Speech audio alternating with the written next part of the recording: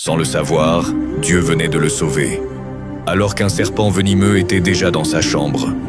Une nuit sombre, dans une maison silencieuse, un jeune homme nommé Samuel dormait profondément. Fatigué par les épreuves de la vie, il s'était endormi après avoir fait une simple prière. « Seigneur, veille sur moi cette nuit. » Mais quelque part, quelqu'un ne voulait pas son bien. Un proche, rempli de rancune et de jalousie, avait décidé d'en finir avec lui. Dans l'obscurité, il s'introduisit discrètement dans la maison, tenant dans un sac un serpent venimeux.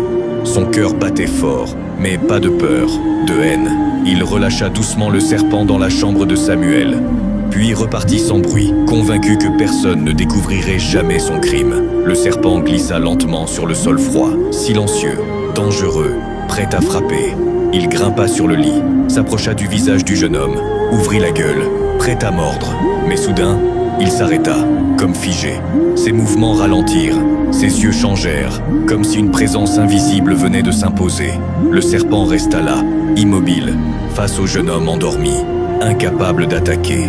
Puis, contre toute logique, il descendit du lit et se mit à ramper, non pas vers la sortie, mais vers la porte laissée entr'ouverte. Comme guidé, il sortit de la chambre, traversa le couloir et suivit une direction précise. Quelques instants plus tard, il retrouva celui qui l'avait amené. L'homme dormait profondément, certain d'avoir réussi. Mais cette fois, le serpent n'hésita pas. Plus violent, plus rapide, plus agressif.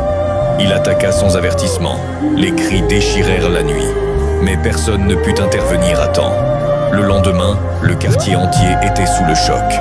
Samuel, lui, s'était réveillé paisiblement, sans la moindre blessure. Il ne comprenait pas. Mais au fond de lui, il savait. Quelque chose, ou plutôt quelqu'un, l'avait protégé. Morale: quand Dieu veille sur toi, même le danger face à toi devient impuissant. Le mal envoyé contre toi peut se retourner contre celui qui l'a préparé. Aucune force obscure, aucun plan caché, aucun poison n'est plus puissant que la protection divine.